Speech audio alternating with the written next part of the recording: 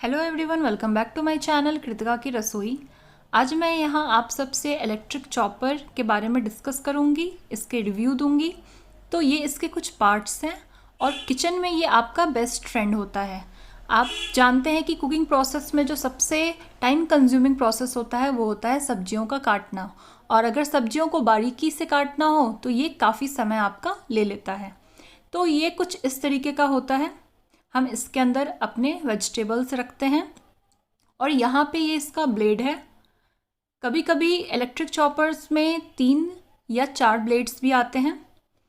Electric chopper या कोई भी नॉर्मल चॉपर होता है वो आपको डिफरेंट साइट्स पे या लोकल किसी भी शॉप्स पे मिल जाएगा, और ये डिफरेंट ब्रांड्स के आते हैं। जो प्राइसेस होते हैं इसके वो भी अलग अलग होते हैं। 179 रुपीज़ से स्टार्ट होता है, और जब आप इलेक्ट्रिक चॉपर लेते हैं जिसमें बहुत सारी आपको सुविधा मिलती है तो वो उस तरीके से प्राइस आपका बढ़ता जाता है। और ये इसका ढक्कन है, इसे हम ये जैसे आप देख रहे हैं थोड़ा सा ट्विस्ट करके इसे हम इस तरीके से लगाते हैं। अब ये इस तरीके से ट्विस्ट करके आप इसे खोल देंगे तो ये इस तरीके का होता है। अब यहाँ पे हम इसको पूरी तरीके से बंद कर लिए हैं। ये बहुत ही आसानी से क्लोज और ओपन हो जाता है। तो ये देखिए ये टाइटली फिक्स हो चुका है। अब यहाँ पे जो दिया हुआ है इसको हमें इसका जो मेन पार्ट है जिसकी वजह से ये रन करता है, हम इस तरीके से इसे ट्विस्ट करके लगा देंगे।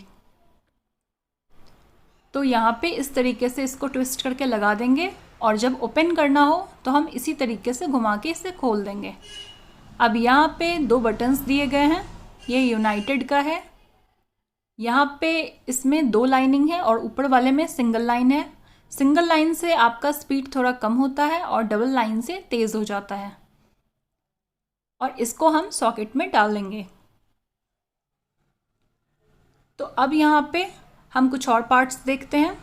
ये हैंड ब्लेंडर का काम करता है। अगर आपको लस्सी बनानी हो या कोई भी चीज़ आपको मथना हो तो हम इसका यूज़ करते हैं, और साथ ही साथ इसको इस तरीके से लगाएंगे। ये बहुत इजी होता है। मुझे ये कॉस्ट पड़ा था 2500 का। तो ये इस तरीके से बटन दबाएंगे। मेनली मैं इससे लस्सी बनाती हूँ, तो ये इसका ये पार्ट हो गया। और जो इसका नेक्स्ट पार्ट है ये कुछ इस तरीके का है, और इसको भी सेम प्रोसेस से हम यूज़ करेंगे। इसके बैक साइड पे आप ये मशीन डाल के और इसे ट्विस्ट करके घुमा के और इसे खोलें और बंद करें। तो ये एक पार्ट हो गया। और ये जो है नेक्स्ट, ये हमारा स्टैंड है। अगर आपको यूज़ नहीं है, आपको कोई सिंगल चीज़ का यूज़ है, तो इसे आप इस तरीके से रख सकते हैं। तो ये इसको इस तरीके से मैंने फंसा दिया। ये इस तरीके से रख सकते हैं आप। ये सेकंड वाले में आप किसी भी कॉर्नर में, किचन के कॉर्नर में आप अपना स्पेस को यूटिलाइज़ करने के लिए इस तरीके से रख सकते हैं। तो ये इस तरीके से तीनों आराम से आ जाते हैं। आप वायर को फोल्ड कर दें तो ये इस तरीके से किसी भी कॉर्नर पे आप लगा सकते हैं। अब यहाँ पे इसे हम यूज़ करना बताएंगे। तो ये इस तरीके से घूम जाता है, और यहाँ पे मैंने प्याज लिया है और बीट रूट लिया है। प्याज को इस तरीके से डाल के पहले हम ब्लेड डाल लेंगे, फिर डालने के बाद इसका ढक्कन लगा दिया और इस तरीके से ट्विस्ट करके इसका मशीन पार्ट लगा दिया। अब इसे हम चॉप कर लेंगे। तो अब मैं दिखाती हूँ आपको ये किस तरीके से चॉप हुआ है। देखिए बहुत कम वक्त में आपका बहुत आसानी से ये चॉप हो जाता है। ब्लेड को रिमूव कर देंगे और इसे हम एक प्लेट में निकाल लेंगे। आपको जब भी कभी मंचूरियन या कुछ वेज मंचूरियन के समय ये बहुत काम का होता है, इस तरीके की डिश बनानी हो तो आप इसका यूज़ कर सकते हैं, ये आपका बहुत सारा समय बचा लेता है।